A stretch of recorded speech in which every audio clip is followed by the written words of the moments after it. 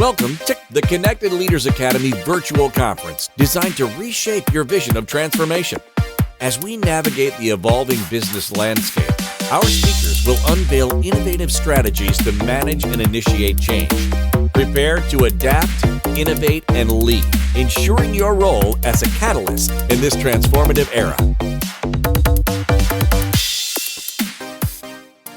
Good morning and welcome to Rebooting Your Entrepreneurial DNA. Many of us fix every tech issue by simply turning our phone or computer off and on again. It's a universal cure. I tried this approach with my first startup. I just shut down the office at 6 p.m. and hoped that turning the lights back on in the morning would magically solve all our problems. But spoiler alert, it didn't. It turns out that people don't reboot as easily as phones or laptops. But that failure taught me a powerful lesson. Sometimes a strategic reboot is exactly what we need. And that's what I did, and that's what I'm here to talk about today. Because we all reach moments in our careers, our businesses, our personal lives where we feel stuck, uninspired, even failing. And the problem isn't that we're struggling, it's that we resist rebooting what we should, when we should. Reboots aren't about starting over, they're about adapting, evolving, moving forward with fresh perspective. So who am I? I'm a serial entrepreneur. I'm Phil Masiello, and I've been an entrepreneur all of my life. I founded 10 businesses since I was 27 years old, but only 4 were successful. So don't think that that's a big number. My first business was a total disaster. I'll get to that story later on in the talk. Today, I'm an author, a startup coach, a marketer, and founder of Crunch Growth Revenue Acceleration Agency. This happens to be one of the 4 successes. My journey's been one of constant reinvention, adapting, and knowing when to hit reboot. So today, I want to share why entrepreneurship isn't just about starting, it's about rebooting. Whether you're facing a major setback, navigating a pivot, or simply seeking fresh momentum, successful leaders know that the power of the reboot button is transformative.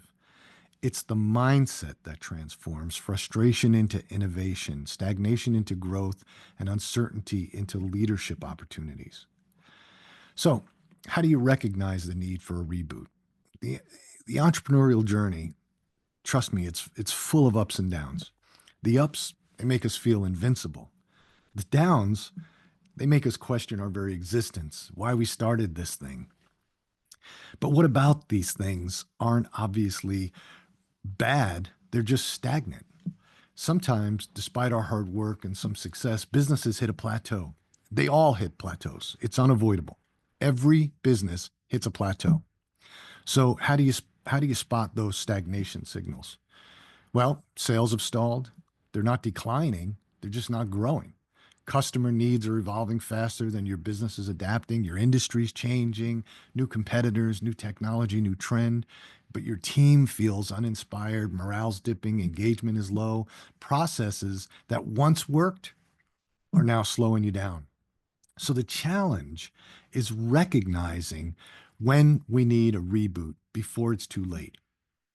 It's the key to long-term success in entrepreneurship, in business, in solo entrepreneurship, is staying vigilant, adaptable, and unafraid to rethink our approach. So as a coach, as a mentor, I have a TV show that I host. I've worked with and interviewed over 300 entrepreneurs, and their stories all share common themes.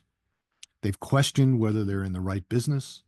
They've faced moments of doubt and crisis. They've hit plateaus where their businesses just weren't growing. And every single one of them had to reboot at one point or another, either themselves or their businesses. So here's what I've learned from all of them. A failing business does not always mean a failed entrepreneur. Sometimes a reboot is an opportunity in disguise.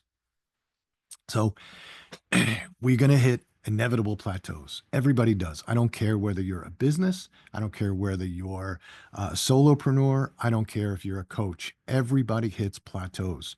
So how do you push through? Every entrepreneur hits a wall. Every business hits roadblocks. Every growing business hits plateaus. Every industry, even industry giants, struggle. So those who learn to push through are the success stories. I'm going to give you a talk that Larry Ellison talks about. In the early 90s, Oracle was near bankruptcy. In fact, they were on the brink of collapse. They lost $36 million in 1 year. And it's not the Oracle of today. This is when Oracle was doing about 100 million, 200 million in sales. So 36 million was significant. Competitors like Sybase took market share. Companies' aggressive upfront sales strategy led to overstated earnings, forcing Oracle to restate earnings twice and settle class action lawsuits. So Larry Ellison called this an incredible business mistake.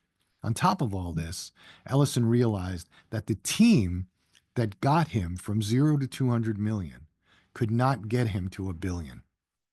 So he made the tough call to downsize, knowing that saving the company meant making hard decisions. So how did they recover? He rebooted. He laid off 400 people. He hired new talent, restructured leadership. He released Oracle 7, which at the time was a game-changing database.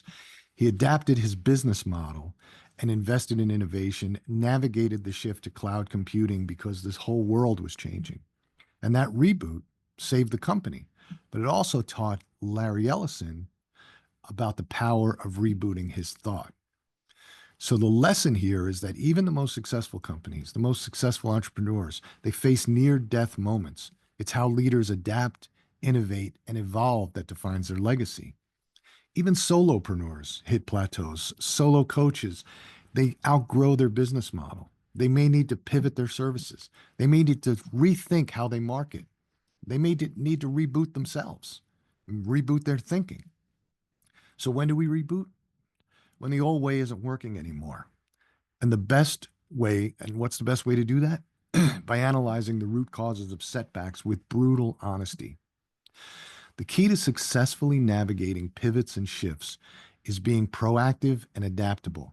First, it's critical to closely monitor trends inside and outside of your business and identify emerging needs that your business could potentially fulfill. Is the environment changing? Many businesses struggled during lockdown, but many others thrived. They looked at what was changing and they rebooted to meet those changes. And that took a lot because everybody thought that the world was ending. So it took a lot for people to take a step back and say, hey, there's opportunities here. Let me reboot my thought process and my approach. Next, take a hard look at your existing capabilities and resources. What strengths can you leverage to pivot in a new direction? And here's the important one.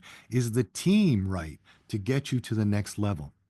This is always difficult because the team that got you as far as you are, you've built relationships with them, but they may not be able to get you to the next level.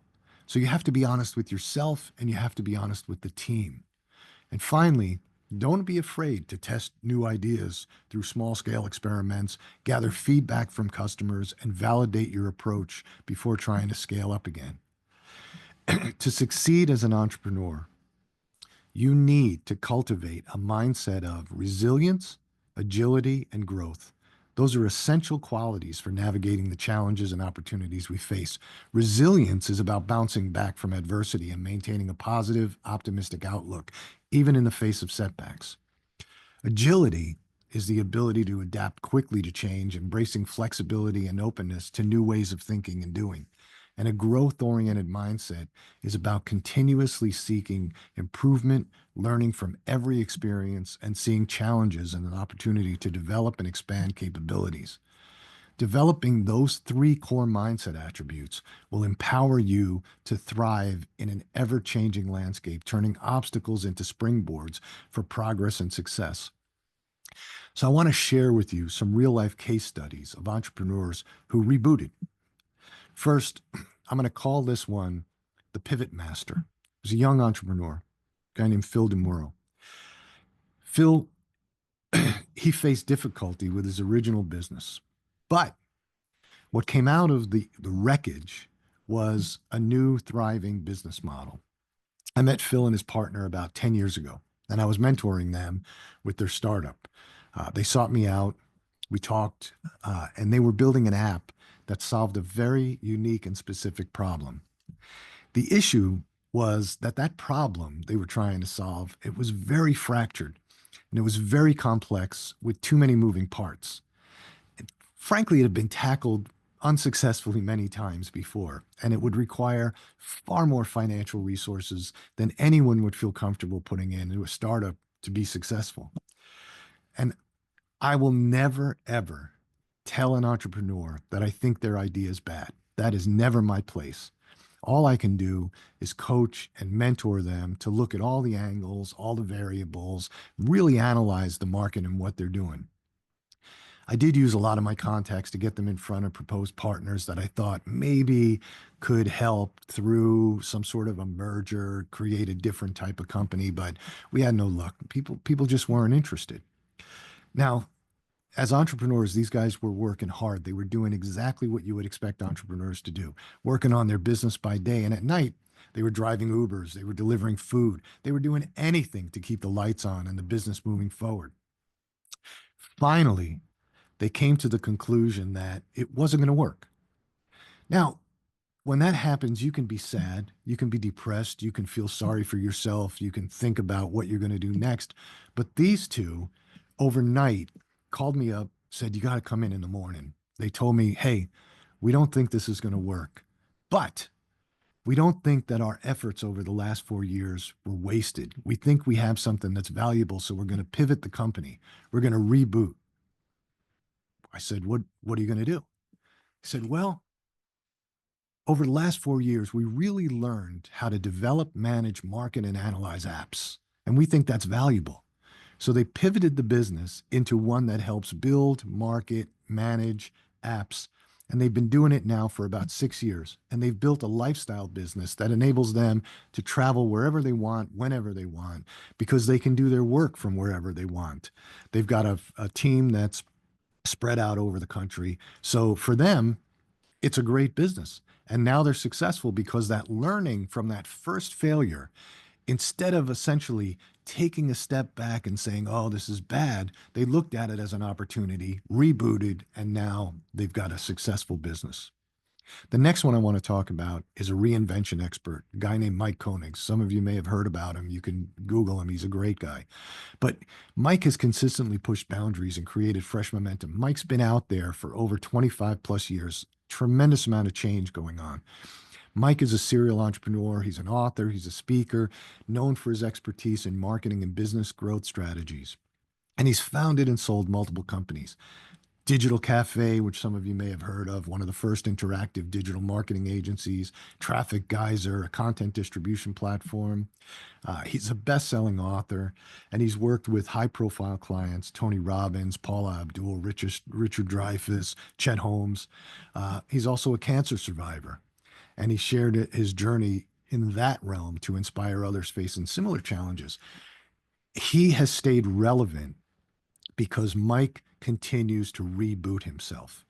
Every time things change, every time the marketplace changes, and he's pretty much been a solopreneur for the bulk of his career. So he's continually adjusting to the latest technologies and trends and adapting those to how he feels he can best help and add value to people. So finally, I'm going to talk about this last one, and we're going to call this the comeback kid. And this is my story. I told you earlier that my first business was a disaster, and it was. It was a failure of leadership, a failure of process management. For 3 years, I worked my tail off, but hard work wasn't the issue, and hard work wasn't going to get me out of the mess I created. Finally, I gave up, which is not like me, but I just couldn't see any other way out. I sold off the assets and I took the money and I put myself into graduate school and I got an MBA in finance and marketing. I didn't do that because I thought that education was going to make me a better entrepreneur. Education was going to solve my problems. I did it because I needed a reboot. I needed to change the way I thought. I needed something different. And I felt that this was going to give me the time to talk with other people, get input, see how other people did things, and then get an understanding. But what was left of the money, I invested in a small company in Washington, D.C., and I went to work for them. There were only two stores. It was a retail company. There were only two stores. And it was here that I used my entrepreneurial drive to help grow that company to over 20 stores before we sold it. Here's where I learned about leadership and managing.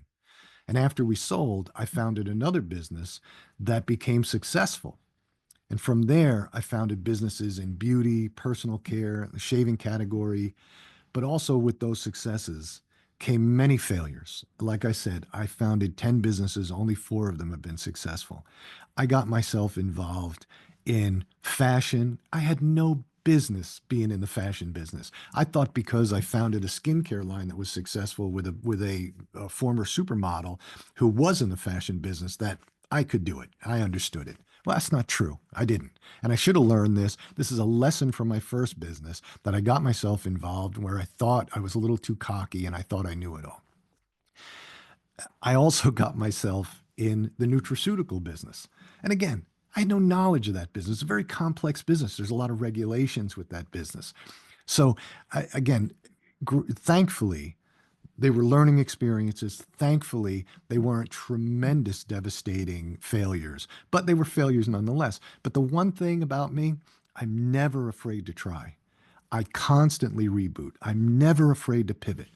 And these case studies, hopefully, will showcase different strategies and approaches entrepreneurs can take to reboot and revitalize their businesses. Your entrepreneurial journey is all about growth and progress. Okay. So, how do you reboot your entrepreneurial DNA? I have a three-step strategy. This is how I do it because you want to be honest with yourself. Entrepreneurs have to have thick skin. I don't care who you are. You have to have thick skin. If you don't, get out of the game because it's all on you. You're the one with the idea. You're the one that's starting it. You're the one putting everything together. So when problems occur, you have to look at yourself a lot. So you have to identify what's not working. You have to ask yourself, what are the processes, the people, the strategies that are holding us back? What are the new opportunities that are emerging that we're not seeing? What habits or assumptions do you need to let go of? What decisions did I make that have gotten us here? And where can I go for honest feedback? It may be people who work with me. It may be people who invested with me. It may be a whole bunch of different things, but I need that honest feedback. So, do you pivot or do you reinvent? Not every reboot means starting from scratch. Sometimes you already have the tools to succeed, you just need to use them differently. So, you want to test before scaling. Instead of diving into a full scale reboot, test small, experiment with a new approach, get customer feedback, iterate based on those results. And the final steps of your reboot, you have to do a self audit. What needs improvement? Again, look at yourself and the decisions you've made that put you here. Be honest with yourself. Don't be afraid to get feedback. Embrace change. Don't fear. Don't fear the pivot. Don't fear the reboot. Sometimes the pivot leads to success. And take action, experiment, test, adjust. So I'm going to repeat myself from something I said earlier about being an entrepreneur. Between my own success and failure, and from working with over 300 entrepreneurs, these are the keys to success as an entrepreneur. Success in entrepreneurship isn't just about having a great idea and a solid business plan. It's about cultivating the mindset that will carry you through every challenge and opportunity that comes your way. To thrive, you have to embody resilience, agility, and a relentless commitment to growth. Resilience isn't just about surviving adversity. It's about rising stronger each time you fall. It's about having an unwavering belief that every setback is a lesson, that every failure is a stepping stone, and that every challenge is an opportunity to grow. You have to have agility. It's the power to adapt quickly and decisively. The business landscape shifts in the blink of an eye, and those who resist change get left behind. True entrepreneurs embrace uncertainty. We live with uncertainty. We pivot with a purpose and we welcome new ideas with open arms. You have to have a growth oriented mindset. It's the fuel that keeps us moving forward. It's about seeing the unknown, not as something to fear, but as an invitation to learn, innovate, expand our potential. It's about asking, what can I learn from this instead of why is this happening to me? So when we develop these three traits, resilience, agility, and a growth mindset, we don't just navigate the entrepreneurial journey, we define it. Obstacles become springboards, failures become fuel, challenges become the very foundation of our success. So I challenge you, embrace the mindset of a true entrepreneur. Step forward with confidence, adapt with purpose, grow without limits, because the future doesn't belong to those who wait, it belongs to those who dare to build it. I have one last story to share with you about myself that highlights what I just outlined and sometimes how we cannot even pay attention to uh, uh, our own information. So I had built the shaving brand. I had told you before, it was one of the 4 successes, and it was a hot market at the time. We kept getting offers to sell. John Scully was an investor. He used to be the CEO of Apple Computer. He was an investor and a board member, and we had gotten an offer to sell. He called me and he said, "You have to take this offer." And I was resisting because I was the entrepreneur. I had the vision to take this brand to even higher. But I had a board, I had shareholders, and so we sold. Now, it's very common, and I've talked to a lot of entrepreneurs. It's very common when an entrepreneur sells a company that they get a little depressed because it's part of who they are. That startup became part of their psyche, became part of their identity. And after it was all done, I was a little depressed. I didn't know what I was going to do. I didn't have enough time to plan for it. Everything happened so fast. I was lost. My poor dogs were going for 10 walks a day. I was moping. I was feeling sorry for myself. I was thinking about the products that I could sell because I kept saying to myself, well, I'm a consumer product marketer. That's what I do. And our partner in the shaving business was the second largest shaving company in the world. And I received a phone call from them and they said, "Phil, we like what you accomplished. We don't know anything about direct to consumer. We sell to retailers, supermarkets, club stores. So we need you to help us." So I said, okay. And I started helping them doing all these things. But in my mind, it was a project. And I sat down with my wife one day and she said, "So what are you doing?" And I explained to her what we were doing with this company. And I said, "But it's a project and I don't know what I'm going to do next." And she said, "Huh, it sounds like you have a business there." I said, "But what are you talking about? I'm a consumer marketer. I'm not a consultant. I'm doing this until I figure out what I want to do next." And I was taken aback. And my wife said, "No, you're a marketer. And what's the difference between marketing beauty and marketing razors and marketing processes? It's the same." So I thought about it and I realized what was next. And that was the foundation 11 years ago of Crunch Growth. And I would have missed it because I was not in the right mindset to see it. I was stuck in my head with selling products. And if my wife had not set me straight, told me to reboot, I would have let the opportunity pass me by. So your future awaits. Entrepreneurship isn't just about starting, it's about evolving, it's about adapting and rebooting when necessary. So if you're facing stagnation or setbacks, don't see them as roadblocks. See them as signals, signs that you're being called to refine, reimagine, and rise. Rebooting isn't about going backwards, it's about leveling up, sharpening your vision, and stepping into the next stronger version of yourself.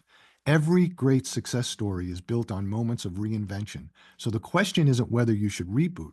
The question is, are you ready to take off? Thank you all for joining me today, and I look forward to your journey. Thank you.